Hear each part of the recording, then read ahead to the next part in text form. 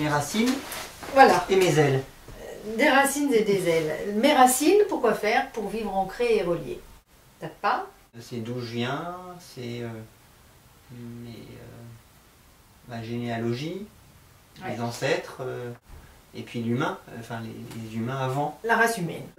Mes racines pour vivre ancré, je sais pas si tu as remarqué, et on voit beaucoup ça sur internet en ce moment, il y a énormément de logiciels de généalogie qui sont développés, il y a plein de gens qui font leurs arbres généalogiques. C'est un sujet important à l'heure qu'il est. Mes racines pour vivre ancré et relié, donc sur ce schéma, on voit une personne là-haut, ça peut être toi, ça peut être moi, et ensuite on voit à chaque fois que cette personne elle a un papa et une maman.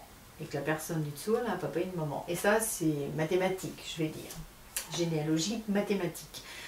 Donc, si je descends jusqu'en bas de mon dessin, qui en est une représentation pour une compréhension mentale, au début, je peux partir du principe qu'il y a eu un homme et une femme qui ont démarré quelque chose.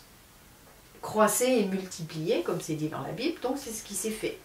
La personne qui se trouve ici, quelle qu'elle soit, elle peut bien être frère et sœur avec tous les autres.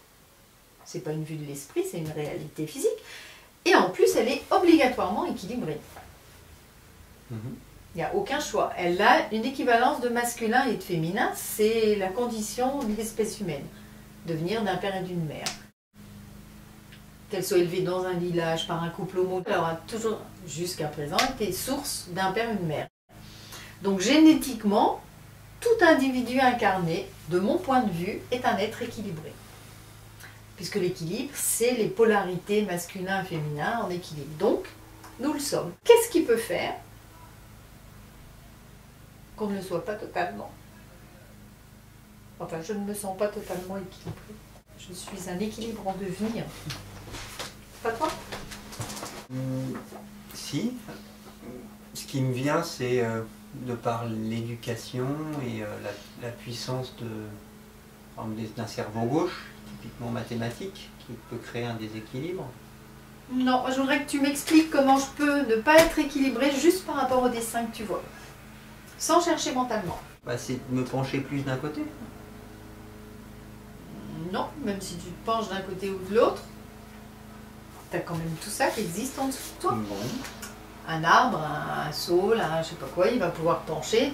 Les arbres, ils sont hyper enracinés, ils sont... voilà. Entre le début et toi, il y a un équilibre parfait. La seule façon que tu as, dans la façon dont je le transmets, après ça peut se discuter, on peut débattre. Mais là, en l'occurrence, c'est pour partager. La seule possibilité que tu aies à ne pas être équilibré, c'est de rejeter des parties de ça. Donc comme si elles n'existaient pas. D'accord. Donc je sais pas, moi je vais dire n'importe quoi, mais ici un assassin, ici un guerrier, ici un violeur, ici n'importe quoi, tout ce que tu n'as pas aimé. Ça peut être un peintre raté qui est mort dans la misère, donc tu vas avoir peur de manquer, ça peut être n'importe quoi. Tout ce que tu portes, et sachant que chacun porte un peu tout, n'est-ce pas? Tout ce qui est porté comme non accepté met un déséquilibre, puisque non accepté, je ne veux pas le voir. Si je ne veux pas le voir, je ne peux pas le traiter. Ce que je refuse de voir, j'ai aucun accès dessus.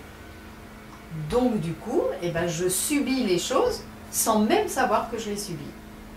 Et quand je parlais du chakra de conscience, à un moment donné où je disais dès que je subis, je me déconnecte, eh ben, je peux avoir subi certaines choses, ou les avoir fait subir, ou avoir vu qu'on les faisait subir. Le principe bourreau, victime, sauveur est le même, hein, quel que soit l'emplacement choisi dans le jeu d'acteur. Le blocage est le même.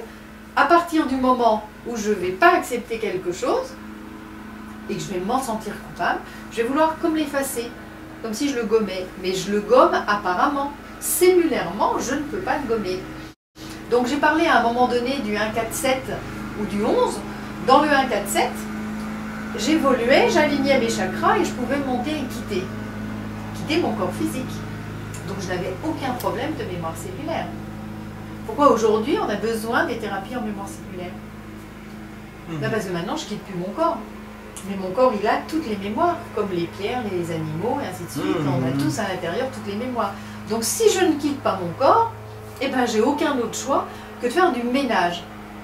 Alors si je veux m'amuser à faire le ménage sur l'histoire de l'humanité, je vais remonter jusqu'à Attila ou je ne sais quoi, et ben j'ai pas fini de faire du ménage. Le ménage nous permet de prendre la conscience, de démarrer un nettoyage, mais en réalité il se fait par l'ouverture de cœur dont on a parlé tout à l'heure. Si j'arrive à me mettre au neutre et à ne plus être dans le jugement ou le rejet, automatiquement je vais aider à tout nettoyer. Ho'oponopono, c'est le principe. Quel que soit, accueillir, accepter, quelle que soit l'énergie, je le transmute parce que je l'accepte et que je ne le juge pas. Si je ne le juge pas, je ne renvoie pas de culpabilité, je ne renvoie pas de violence, je ne renvoie aucun sentiment entre guillemets négatif. Et du coup, je vais partager de l'amour. Au moment où je suis capable de partager de l'amour, il n'y a rien qui peut l'arrêter. Prenons un exemple, je pense que ça t'est bien arrivé. Tu es en balade, tu pars en vacances, tu fais une rencontre, tu rencontres quelqu'un, tu as l'impression que tu l'adores. Tu ne sais pas pourquoi, tu le connais depuis, comme si tu le connaissais depuis toujours et tu l'adores. Une version d'une mémoire. Je te reconnais, j'ai rien à te pardonner, c'est facile. Alors là, rien à dire, puisque rien à faire, que profiter. Maintenant, je vis la même chose, je me retrouve face à quelqu'un qui m'horripile, qui me rend hystérique, alors que je suis d'habitude centrée, et ainsi de suite. Là, ça va être infernal, j'ai l'impression de le haïr. Ça vient de quoi? Karmique, il y a quelque chose en commun. On appelle ça karmique. On peut appeler ça aussi résonance. Imaginons, tu es en famille, tu es en vacances, tu as une autre famille qui habite à côté de chez toi, et le papa est violent avec ses enfants. Il tape, il fait des choses. Ça t'est insupportable.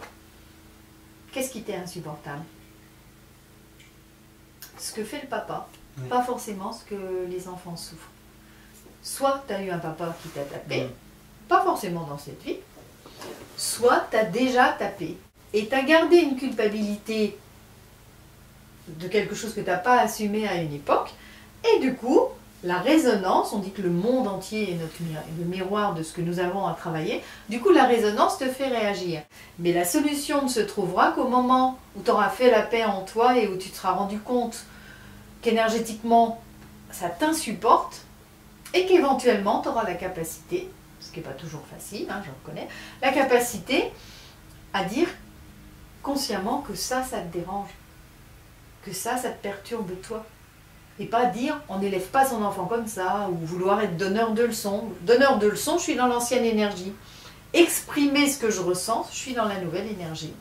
Et ça change tout dans la relation aux autres, parce que quand j'exprime ce que je ressens, je libère mes émotions, et c'est ça qui me met au centre. Maintenant, si je veux donner des leçons, je suis direct au niveau du foie, du dictateur, de celui qui sait et qui va expliquer aux autres comment il faut faire. Et là, celui qui va recevoir, il va aussi être dans l'énergie du foie. Et là. Et si je reprends l'exemple de la caisse, quand je dis avec le cœur ce que je ressens, et ben ma petite vieille qui a voulu me passer devant, elle va être zen. Oh, voilà, puis elle va repartir. Mais maintenant, si je lui dis en colère, parce qu'il y a 10 petites vieilles qui me sont passées devant et que j'ai jamais rien dit, puis que là, celle-là, c'est elle qui prend, et ben là, elle va me péter un câble à la caisse. Et elle va m'hurler dessus, me disant que je suis une vilaine personne, et ainsi de suite. D'accord? Donc, tout ce qui fait que je ne peux pas être en paix avec moi-même, c'est une résonance par rapport à un miroir de moi. Le miroir de moi n'est valable que dans la distorsion, dans la malhonnêteté vis-à-vis de moi-même. C'est-à-dire que, alors j'ai un magnifique exemple de ça, une dame qui est arrivée en séance au moment où il y a un monsieur qui avait oublié son enfant dans la voiture, son bébé dans la voiture. Tu te rappelles de cet événement-là? Donc le bébé était mort de chaud. Et elle arrivait avec un état d'énervement à son paroxysme en disant qu'il fallait tuer cet homme qui ne méritait pas de vivre, qui ne méritait pas d'être un père. Et moi j'avais regardé en riant, en lui disant, mais s'il avait fallu tuer tous les individus qui ont oublié leurs enfants, alors vous n'auriez pas de thérapeute aujourd'hui. Comment, avec le travail que vous faites, comment vous pouvez dire une chose pareille? Je dis, mais je dis ma réalité. Mon fils avait 4 ans et je l'ai oublié dans la voiture. Donc ma chance, c'est qu'il ne dormait pas et qu'il parlait. Qu'est-ce qui fait que j'ai pu oublier mon fils, à ton avis? Préoccupé, pas centré sur l'instant. pas de conscience de l'instant présent. J'avais posé la petite à la nourrice, j'ai oublié le grand dans la voiture parce que ça y est, j'étais déjà projetée dans ma réunion et donc la seule chose qui comptait c'était ma réunion. Donc le gamin, ben, il s'est trouvé entre les deux, entre le moment, la conscience du bon instant, puis après la projection dans l'instant suivant. Je peux dire qu'un homme qui vit ça, et qui oublie son enfant dans la voiture, c'est la même chose. Et quand je demandais à cette femme, par rapport à ses réactivités violentes, moi je me suis pardonnée, voilà, c'est ce que j'ai pu faire de mieux au moment où je l'avais fait, je lui demande, elle, ce qu'elle ne s'est pas pardonné. Et c'était très amusant, non pas pour elle, mais très amusant de voir à la vitesse à laquelle sa mémoire cellulaire s'est réveillée pour lui envoyer des images, et elle était explosée en sanglots. Elle avait une enfant de 3 ans, et au moment où elle était en train de choisir une robe, quelque chose comme ça dans un magasin, elle a oublié la conscience de l'enfant, elle a lâché l'enfant et elle voulait absolument décrocher une robe. Et en 30 secondes, l'enfant est sorti et a été sur la route. Et c'est un individu sur le trottoir qui a chopé la gamine pour pas qu'elle se fasse écraser. Et cette femme avait cette culpabilité depuis que son enfant avait 3 ans. Cette femme en avait 70 environ. Pour l'exemple, qu'est-ce qui la faisait réagir? C'est sa propre culpabilité, ça n'est jamais l'événement. On ne réagit et on ne pleure jamais que sur soi-même. Le fait de faire la paix, d'entrer dans l'humilité, et au lieu de voir ce que l'autre fait mal, voir en quoi ça nous fait mal à nous, nous permet de faire cette paix intérieure. Plus cette paix intérieure s'installe, et plus dans l'énergie, je serai toujours équilibrée. Ah oui, alors je parlais de distorsion. Et bien la distorsion, c'est chez cette dame, ça veut dire qu'elle nourrit dans un inconscient collectif, elle nourrit, elle alimente une distorsion par rapport à ce qui est mal à l'extérieur et sa réalité à elle. Au moment où elle fait la paix avec elle-même, automatiquement elle nettoie la distorsion. Et l'inconscient collectif est rempli des distorsions.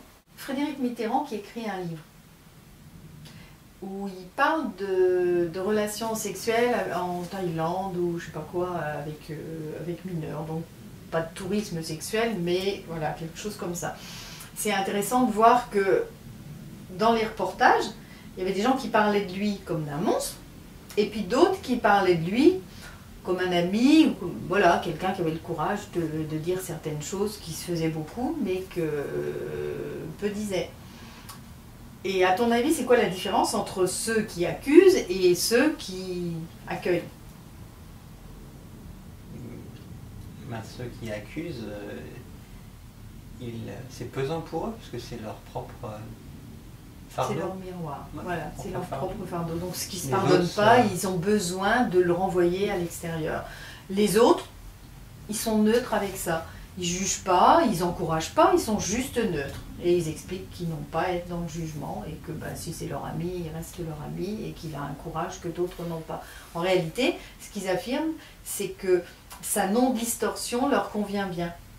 C'est simplement ça. Et ça, c'est valable dans n'importe quel événement sur cette terre. À partir du moment où tu n'es pas perturbé, tu n'es pas en distorsion. Si tu es perturbé, c'est que tu as une propre distorsion. Très schématiquement, c'est la conscience que si j'émets de la distorsion, ben je la crée dans le collectif.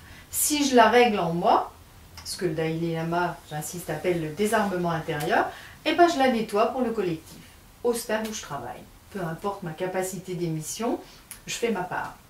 Et maintenant, reconnaître le monde entier comme mes racines, l'accepter comme mes racines, savoir qu'on en est le fruit, parce que tout ce qui s'est passé en expérience avant nous, ben c'est ce qui nous permet d'être qui nous sommes aujourd'hui, et que grâce à ça, je suis ancrée et équilibrée, parce qu'il y a un réel équilibre. Reconnaître les souffrances et les errances de chacun qui existent, et les miennes, pas parfaite, mais dans la perfection de ce que je peux être, au mieux au moment où je le suis. Avoir la richesse et la force de toutes les expériences, de cette expérience humaine, avoir la conscience prononcée de ces expériences humaines, amène à l'amour. Passer par le jugement et le rejet amène à la peur. Et le contraire de l'amour est la peur. Nous avons le choix. Sur mon site, il y a également une vidéo qui est en lien sur YouTube sur la peur, qui est extraordinaire. Oser, toi qui adores comment on dit. Vague. Voilà. Sur Internet, on voit ça qui se développe partout. Les gens qui se mettent dans la rue et puis qui disent allez, allez viens, on te fait une accolade. Voilà, je cherchais le mot français. Une accolade pour être cœur à cœur. Ben, ça marche partout et c'est extraordinaire. On voit ça en vidéo sur les transports, sur là où les gens font la tête, enfin le truc le pire. Et les gens qui finissent par rire et être heureux. Et on voit ce bonheur qui se partage. Et ben, c'est du non-jugement et c'est vraiment la capacité à dire si je m'aime, je peux aimer. Et du coup, je vais transmettre cet amour partout. Et je vais aimer inconditionnellement. Je vais aimer les individus que je vais croiser, je vais pouvoir le partager. Quand je fais ça, je suis au centre. Je fais du mieux que je peux et je suis dans l'amour. Et toi qui aimes les jeux de mots, ça, c'est l'âme agit de l'instant. La magie de l'instant. Il est beau celui-là. Merci. Donc j'aime et je le dis. Et j'accepte mes faiblesses, mes bifurcations, je peux les appeler comme ça. Les moments où je sens que je suis complètement alignée et que je vais pouvoir tout partager, puis les moments où je sens ma réactivité. Et c'est là que je suis dans l'humilité, je dis ah tiens, j'ai ça à travailler. Et bien je me mets au service de moi et du collectif et hop, je le travaille. Et je le travaille de bon cœur, je ne le subis pas. Et si je ne le subis pas, je reste consciente. Moi, c'est quand il pleut que je suis dans l'humidité. Revenons à nos racines pour vivre ancré. Donc on a fait une première vision globale sur ce qu'était l'équilibre. Et je parlais d'assumer la responsabilité de ce monde qui est un miroir. Le point que je voudrais aborder, on a parlé un petit peu de l'inconscient collectif, je voudrais parler des égrégores. C'est quoi pour toi les égrégores? Tu vas dans la rue, tu reconnais un copain et... Hé Grégor! Non, à part ça...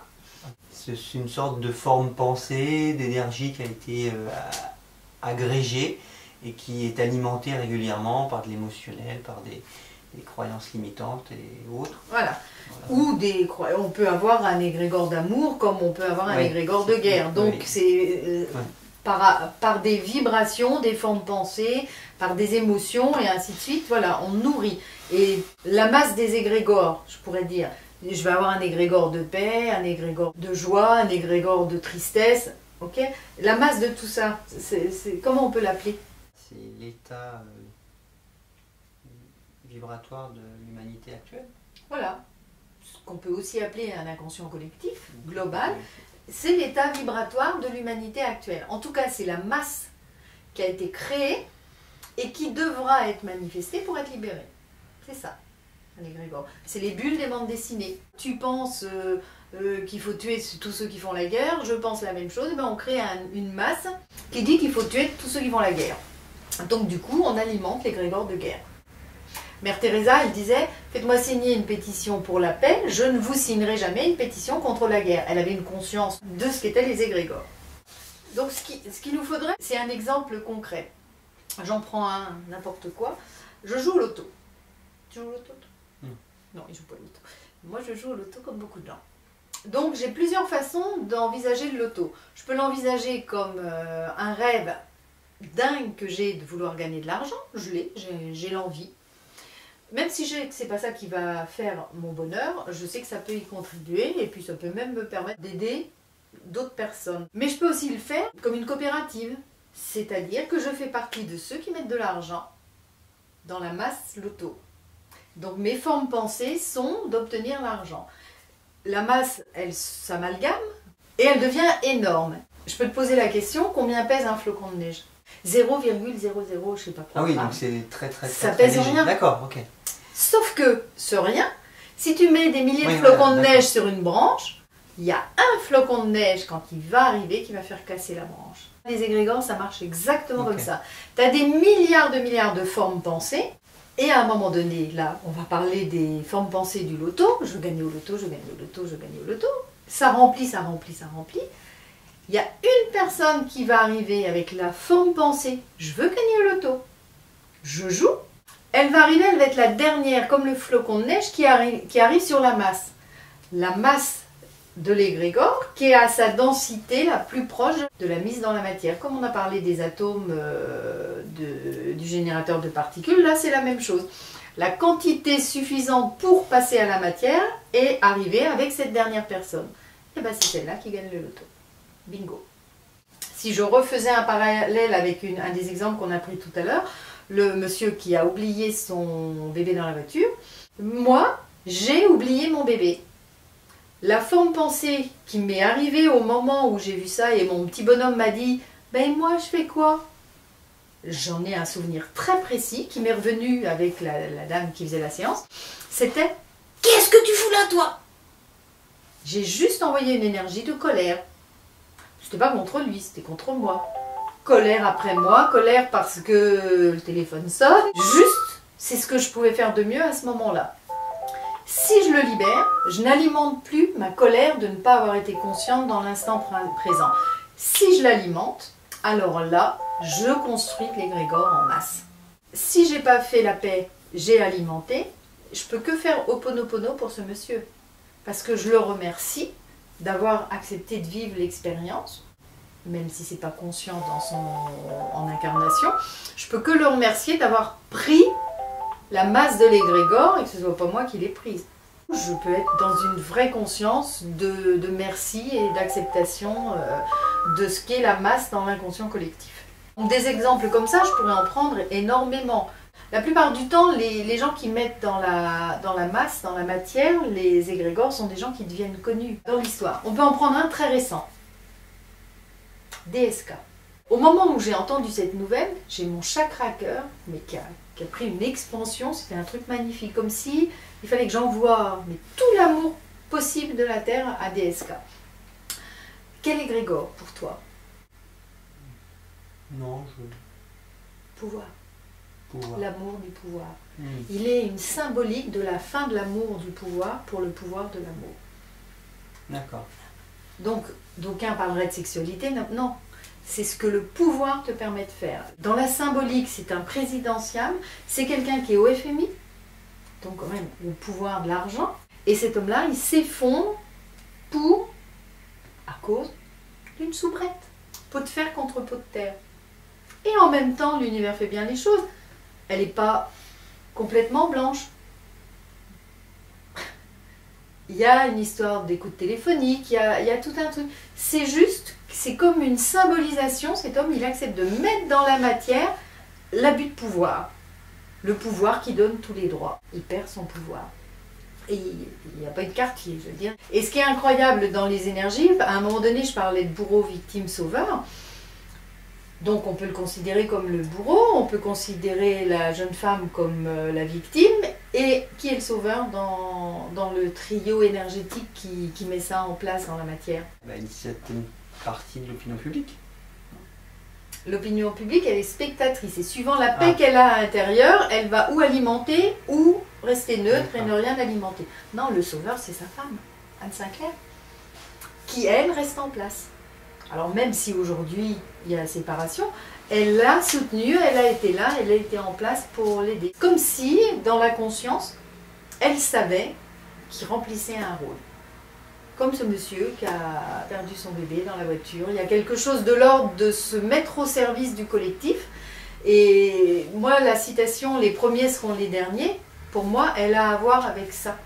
Elle a vraiment à voir avec le fait que attention au premier regard, ayez une vision différente. À un moment donné, nous avons parlé de Neale Donald Walsch sur Conversation avec Dieu, et dans Conversation avec Dieu, je crois, il y a un texte qu'on trouve sur mon site qui s'appelle La petite âme et le soleil, où justement, c'est toute l'histoire de attention, n'oublie pas qui je suis, parce que je vais venir faire de l'expérimentation dans la matière, et je vais faire peut-être les pires trucs, et n'oublie pas que je suis lumière. Je peux jouer à ne pas être lumière, mais pardonne, apprends le pardon, apprends ce qui permettra qu'on se retrouve tous en lumière. Pour moi, DSK est un des plus beaux derniers exemples de vibration collective et de mise dans la matière. On peut prendre le printemps arabe avec les dictateurs qui sont partis. Le président tunisien qui est parti avec l'argent, qui a laissé le pouvoir. Lui, c'était l'amour de l'argent. Kadhafi qui aurait pu également partir avec l'argent, mais il n'est pas parti. Et quand on parle de Kadhafi, moi quand j'en entendais parler, et qui disaient Kadhafi il ira jusqu'au bout, il lâchera jamais. Mais ça, c'est des formes pensées. Ces formes pensées-là ont accompagné Kadhafi, qui effectivement n'était pas dans ce qu'on pourrait appeler le lâcher-prise, et il est resté jusqu'au bout, jusqu'à y perdre sa vie. Est-ce qu'il a mis dans la matière la puissance du non-lâcher-prise par rapport au pouvoir, par rapport à l'argent? Oui, certainement. Donc, je peux accepter que qu'est-ce qui en moi ne lâche pas par rapport à l'argent, qu'est-ce qui en moi ne lâche pas par rapport à un certain pouvoir, par rapport aux autres. Je pourrais le décliner sur des milliers et des milliers d'exemples, mais je pense que le principe est compris. Donc, quelqu'un qui va se mettre dans une énergie à aimer inconditionnellement et à plus jamais juger, et ainsi de suite, eh ben, je peux dire qu'à un moment donné, il va avoir un tel rayonnement, donc je pourrais prendre l'énergie de JC, qui avait cet amour inconditionnel de par son centrage automatique. Quel exemple je pourrais faire? Prenons, pour bien faire comprendre la réactivité dans l'énergie intérieure, prenons la dernière guerre. Prenons 3 soldats allemands. Un soldat qui tue parce qu'il pense que c'est juste et qui obéit aux ordres, mais en pensant vraiment que c'est son rôle et qu'il est là pour ça et qu'il doit le faire. Le deuxième, il refuse de tuer parce qu'il trouve ça complètement injuste et au péril de sa vie, il refuse d'obéir. Et effectivement, il est tué. Et le troisième, qui tue par peur d'être tué, par peur de désobéir.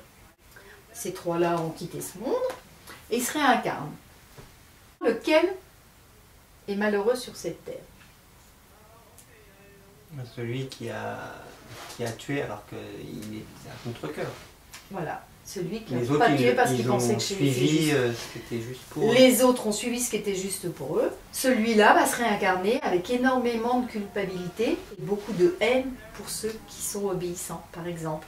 Ou alors, il va rester obéissant jusqu'à ce que quelque chose dans sa vie l'oblige à désobéir. Ça se réveille dans chaque instant de notre vie, au travail, voilà. Tout va être une résonance. Donc, il faudra bien que des hommes mettent dans la matière des égrégores qui sont créés. Donc, nous avons le choix de continuer à faire la guerre pour mettre dans la matière les masses de violence, de pensée créées, ou de monter dans l'énergie d'amour de soi et de pardon. Et là, on inverse complètement. Ça serait, alors là, pour le coup, comme les Pac-Man, l'égrégore de paix pourrait absorber l'égrégore de guerre. Et là, la guerre ne peut plus exister. Ça n'existe plus en énergétique, ça ne peut plus être mis dans la matière. Voilà, même chose avec les enfants. Si on habitue les enfants à être dans la comparaison, dans la compétition, il y a beaucoup de violence qui se développe et du coup de non-joie.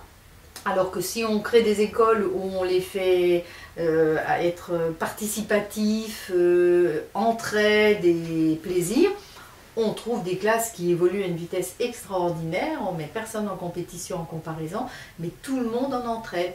Et j'ai vu qu'il y avait des classes pilotes qui étaient en train de se créer justement, où les enfants faisaient les devoirs non plus individuellement, mais ils se mettaient à plusieurs et ils s'entraidaient, ils s'expliquaient les choses. Alors maintenant, moi je vais reprendre alors donc mon dernier exemple historique pour clore le sujet. Hitler. Effectivement, une âme d'une grande puissance. Quel égrégore? Alors je vais te donner la réponse tout de suite. Encore que je la trouve relativement facile, je trouve que c'est la plus facile de tous les exemples que je... Non-amour de soi.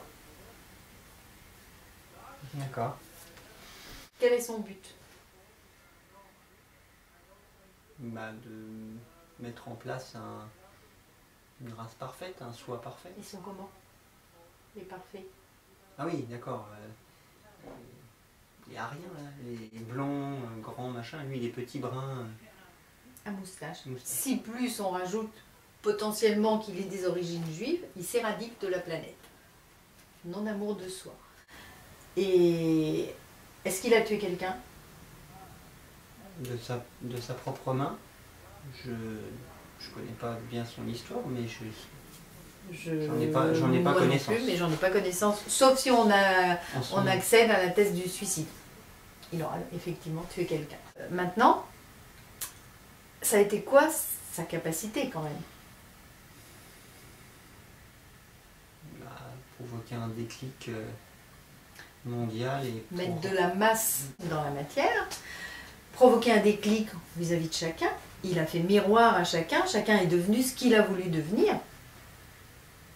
Des gens qui se croyaient très lâches, qui sont devenus des héros, un film comme Monsieur Batignolles montre bien, des gens qui se croyaient très forts, qui sont devenus très lâches, très peureux. Donc il a réveillé en chacun ce qu'il avait à libérer pour atteindre son être profond. Et pour moi, c'est vraiment la mise dans la matière de l'égrégore de non-amour de soi.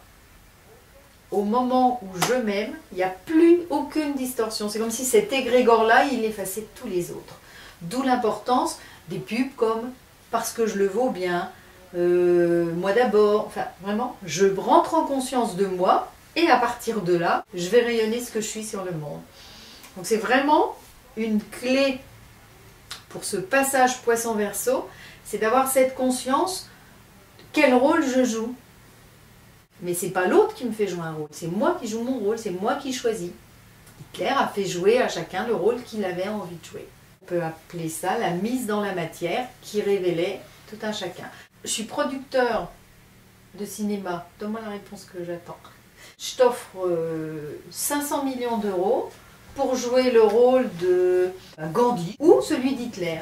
Quel rôle tu choisis? Je t'offre la même somme, quel que soit le rôle que tu choisisses. Vu mon physique, ma posture, Gandhi. Oui, mais c'est ce que tout le monde choisit. Oui, ce qui veut dire qu'il faut vraiment avoir du courage pour être l'âme qui choisit de jouer Hitler. Et ça, c'est vraiment important d'avoir l'humilité, d'accepter l'idée que peut-être notre vision est erronée et qu'il faudrait avoir beaucoup plus d'empathie vis-à-vis des gens qui servent d'antenne au collectif et qui mettent dans la matière tout ce que nous créons comme distorsion. Parce qu'il n'y a pas un de nous qui n'en crée pas. Nous sommes en devenir d'équilibrage, mais nous ne sommes pas encore équilibrés. Donc, aimer être dans la matière, aimer les humains, je peux ne pas aimer ce que certains humains font, je ne peux pas ne pas aimer les humains. Et là, j'aime vraiment l'autre, comme je m'aime moi-même. Je m'aime et du coup, je peux aimer l'autre. Donc la conclusion, ça sera vraiment, je reste centrée sur la capacité à être dans mon être profond.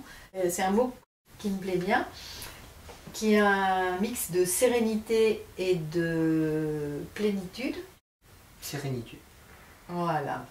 C'est mettre l'amour jusque dans la matière, pas seulement en vibratoire, c'est être capable de le manifester dans la matière, dans les contacts, dans les paroles. L'amour aux pattes, les pattes, c'est l'enracinement. Et nous allons conclure sur ces deux jolis mots que tu nous as inventés. Amour aux pattes et sérénitude. Merci. Aimons-nous les uns les autres.